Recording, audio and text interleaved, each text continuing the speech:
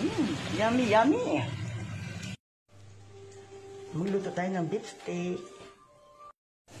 Unahin ko muna lutuin yung bawang. Next naman yung sibuyas. Set aside na natin yung bawang. Set aside na rin natin yung sibuyas. Yan. Sunod na natin yung ating beef. Na natagdaran na natin. Yan. May pagkasa na natin.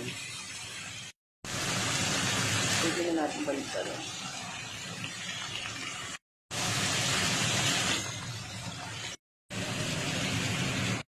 At sa part na yan, pag brown na yung ating beef, pwede na natin halo.